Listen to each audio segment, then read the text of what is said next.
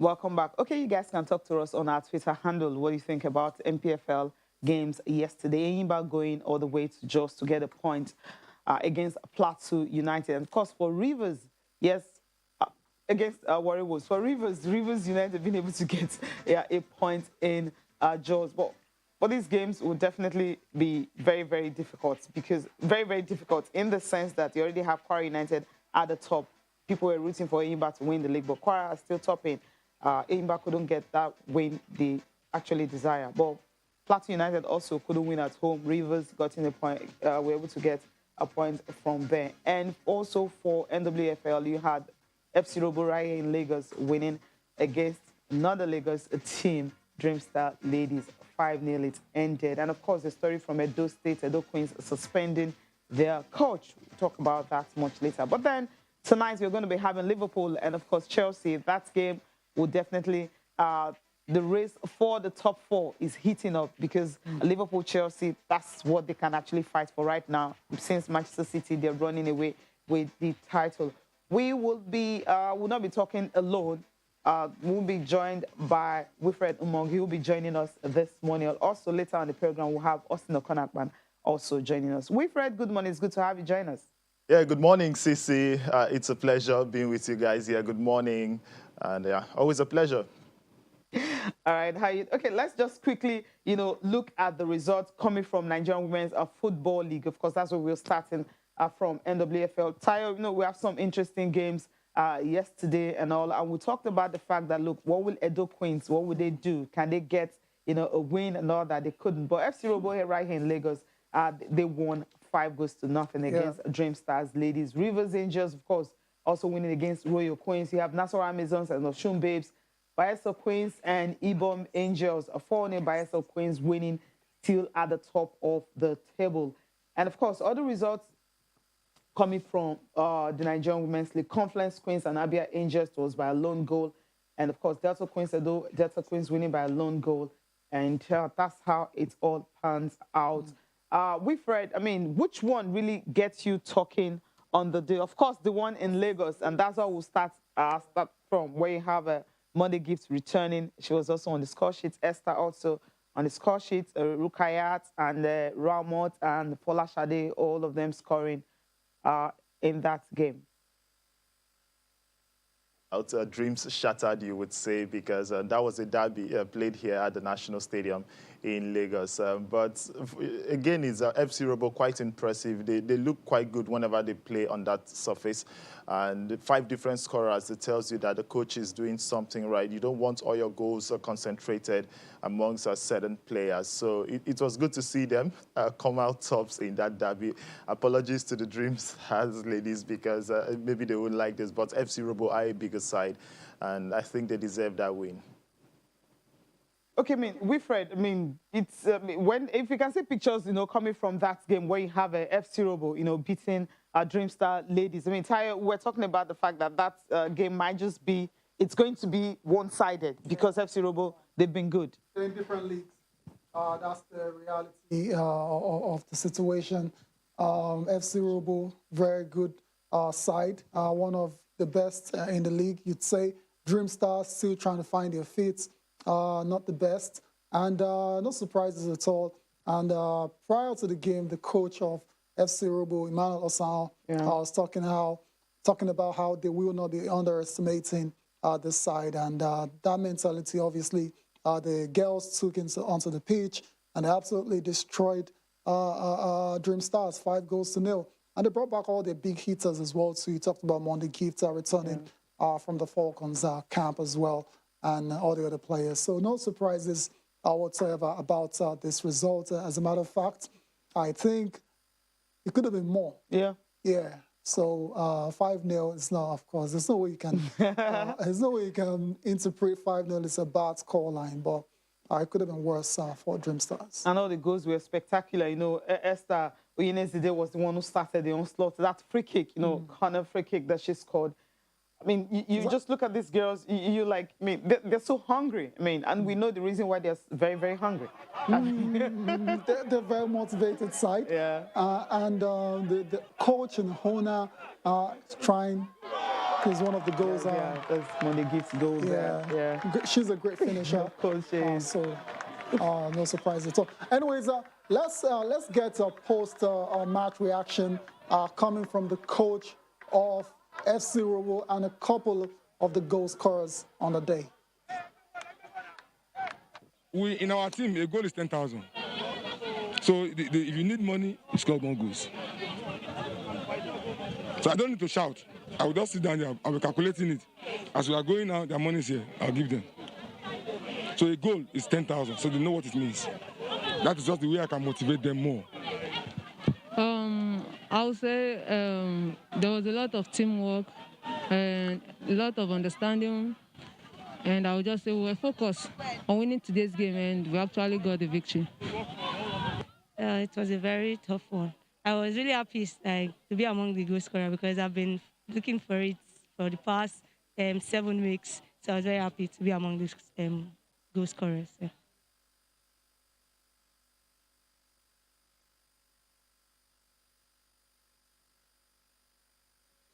There you go. There, obviously delighted players and coach of FC Robo after that very convincing victory over Dreamstar. They said at the start of the season that their goal is to qualify for the continent, the first ever CAF Champions League, and you have to say they're on the right path at the moment. That's what it seems. I mean, with the motivation and all that, get a goal and get 10,000 bucks immediately, right? That's interesting. Time to waste time. So all the girls will definitely want to score. Let's spare a thought for, I mean, the losers. I mean, it's not going to be easy for Dreamstar because their next game is going to be against Rivers Angels. Ouch. The Rivers Angels are coming to Lagos next week, Wednesday, and that's the next game. They lost 3 in a row now since the coach, Tajide, actually took over from the former one. I couldn't be prouder of my girls, although we can do better. But I couldn't be more proud of them in terms of their performance. It's no secret into this game we're the underdogs. And of course, there were a lot of talks outside that it's going to rain goals. I think we can consider this a raining of goals. But in terms of their performance, their attitude, of course, heads went down in the last 5 minutes of the game because of the scoreline. But all in all, I couldn't be more proud of them. I would rate them like 80% because experience matters a lot. Robo, they have the experienced players. So we try to play our game, but unfortunately, they won the game by experience.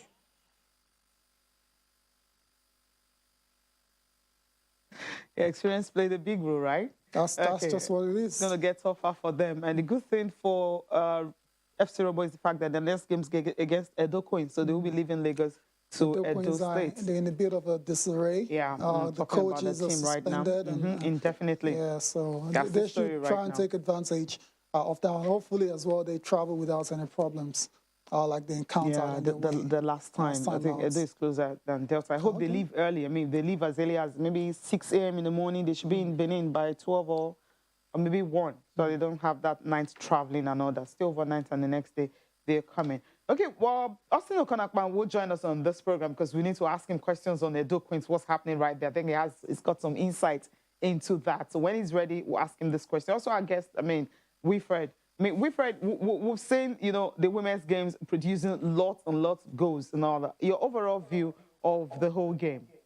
Well, lots of goals. Like this particular fixture, we expected more, but well, kind of funny that all the goals came from the home teams because we saw 6 games yesterday and all the visiting teams across all the games failed to find the back of the net. Hopefully that will change when Rivers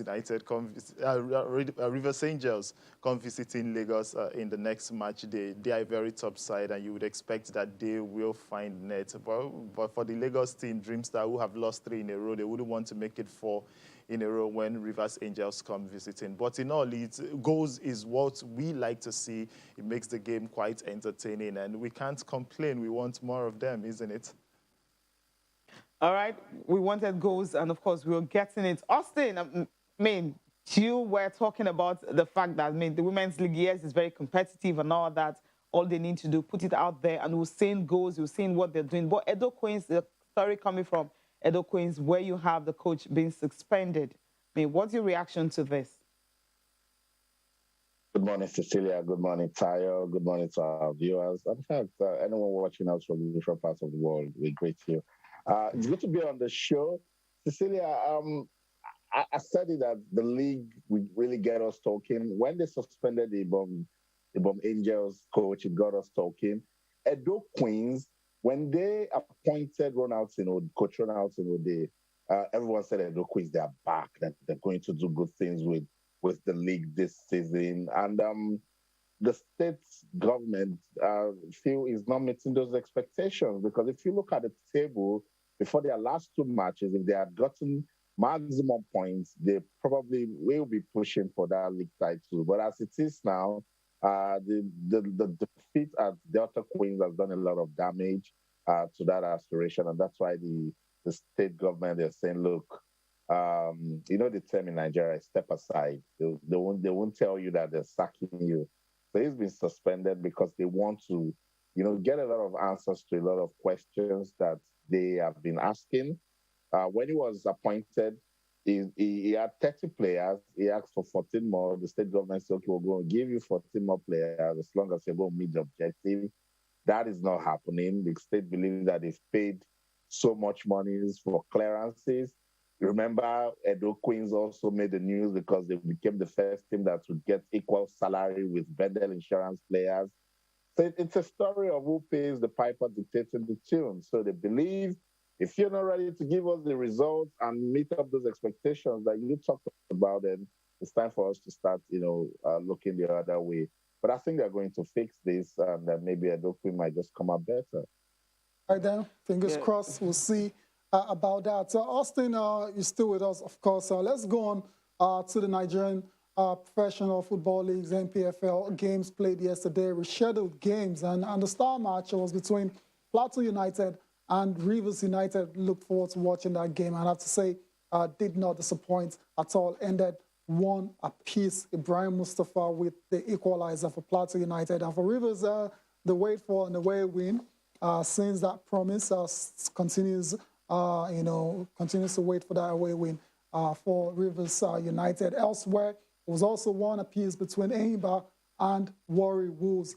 And last but not the least, DAKAR once again coming back from a goal down, this time against Wiki Tourists, to win by 2-1. Cecilia, very exciting games played in the NPFL yesterday. And of course, for Plateau United and Rivers, that was a star game.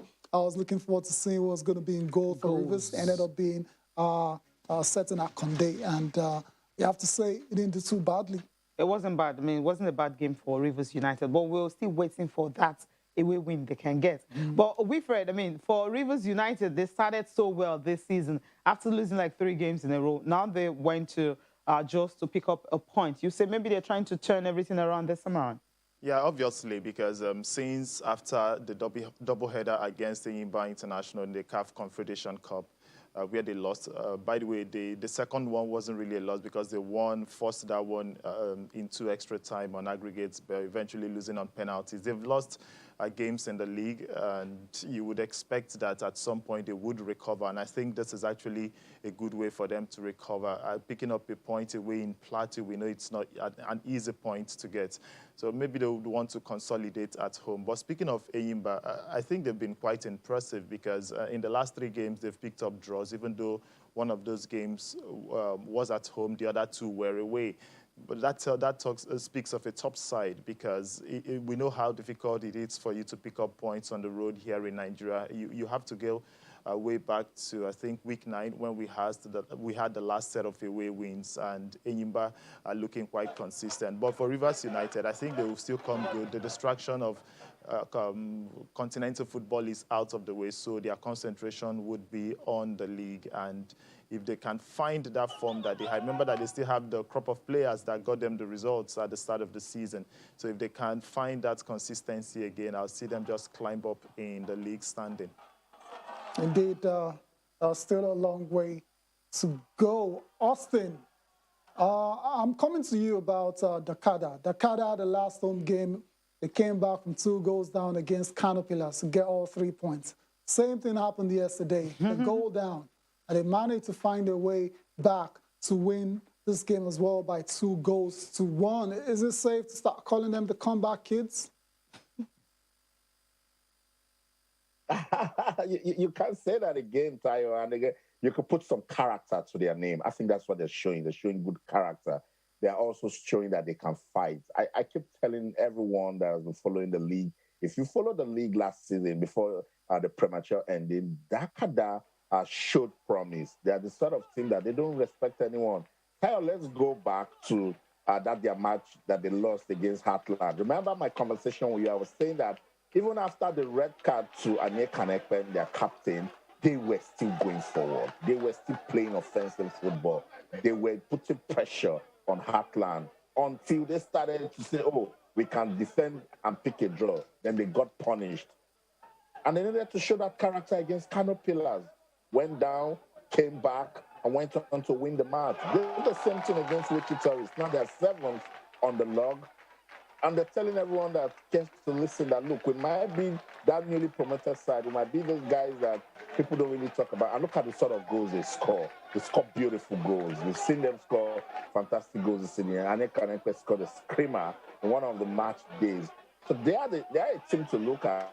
I think if they have the sort of budget that Aqua United commands and they can recruit big players, DAKAR can actually go out of their way to compete for the league title. Yes, early days in the league, but for a small team to be turning out this sort of results that they are putting up in the league, then they deserve commendation. Because, I mean, you just mentioned that they can compete for the league title. I won't doubt that because if you check, I mean, we've seen the goals, the way, fantastic. The manner, I mean, the cohesion in the team and all that. I mean, they're playing good football. They're not just scoring, they're playing good football. Let me quickly throw a question to Wilfred concerning DAKAR because that goal, I'm still watching it over and over again. Scored by Idris. Great goals in this game. Yeah, of course.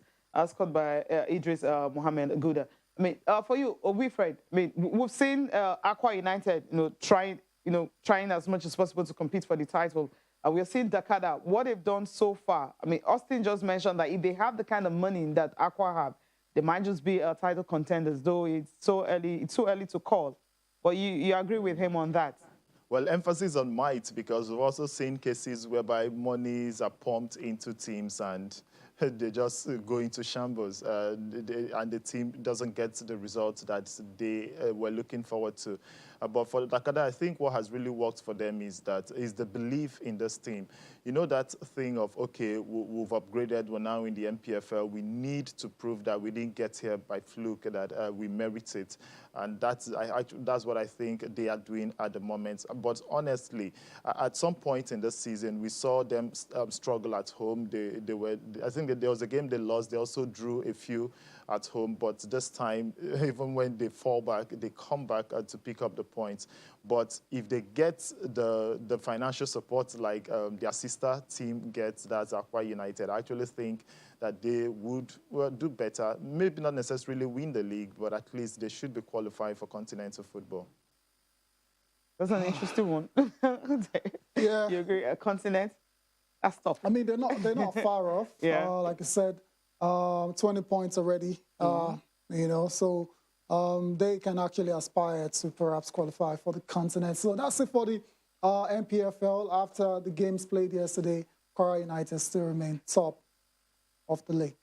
All right, let's go to England now and talk about the Premier League games that went down yesterday.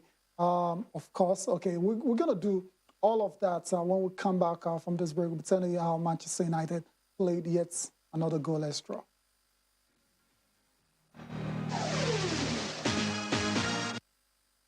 Welcome back to Channel Sport this morning. Let's go to England now, talk about the English Premier League. Of course, we know City are just champions in waiting, but there is the battle for the top 4, and we saw a couple of those sides in action yesterday. Manchester United, they were in action. There was also Leicester City in action as well. But let's start with Burnley and Leicester. It was Kelechi Iheanacho and Wilfred Ndidi combining for the equalizer for the Foxes. So the Nigerians are saving the day and preventing Leicester from losing back-to-back games following their loss to Arsenal. Sheffield United, big win, big 3 points over Aston Villa.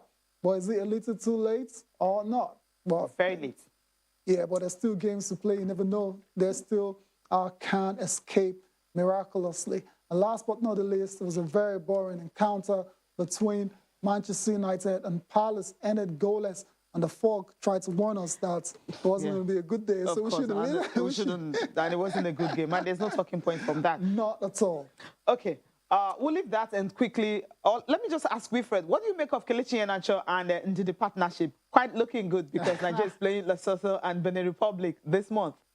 You just have to trust made in Nigeria, isn't it? And for the fact that Wilfred Ndidi had to play as one of the makeshift centre-backs in that game because of the injury worries at Leicester, and for him to still be able to get into the midfield area and was able to pick out Kelechi Iheanacho's run with that up-through pass. Kelechi, by the way, finished that one expertly with a volley.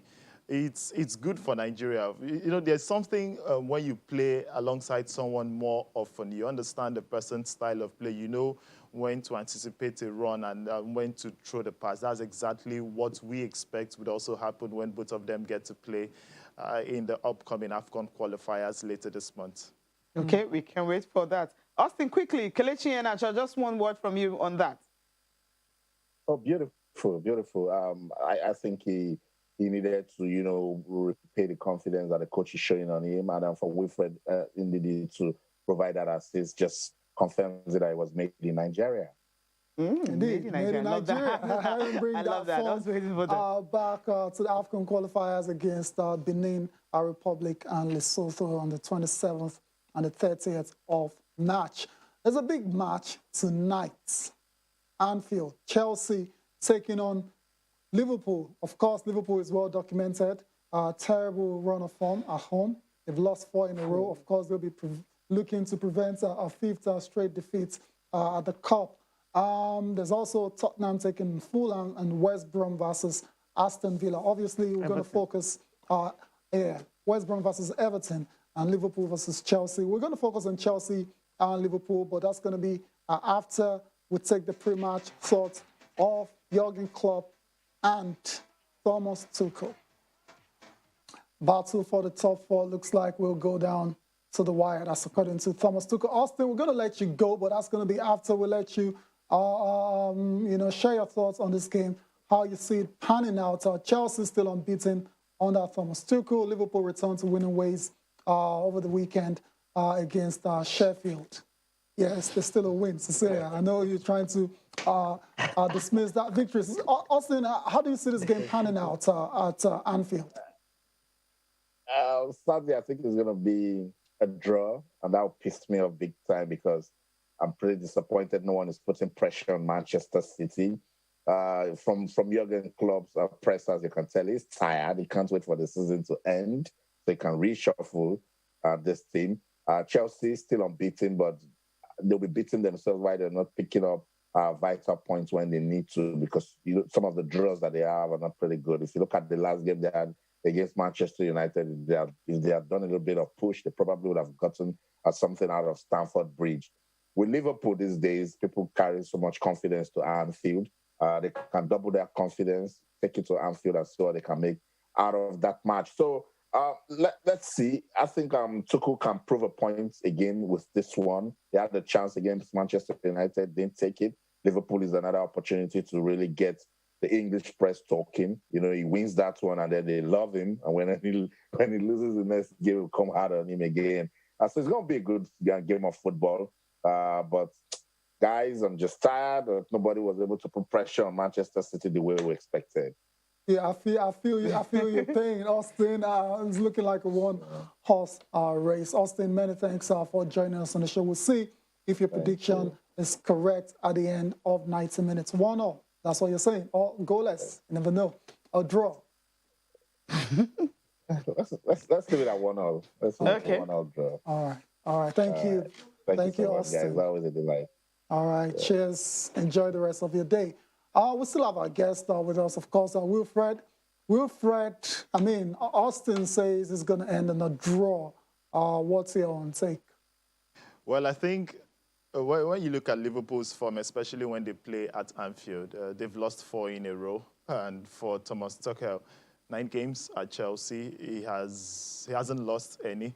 then you just have to give him credit. He actually passed the sternest of tests when they played Atletico Madrid in the Champions League, and he came out tops in that one away from home, even though Atletico weren't really playing at home. But again, he's against United, he was able to keep a clean sheet. They didn't win that one, but more importantly is the fact that they've been very tight at the back. They've considered just 2 goals in 9. That's quite impressive, and one of which was scored by Rudiger. So they've only considered 1 goal from an opposing player. So you have to give them credit. And a Liverpool side that are struggling to get wins. The one they got last was against Sheffield United, who are already down. So for me, I'll kind of tilt towards Chelsea to get all 3 points in this and make it 5 straight home losses for Liverpool.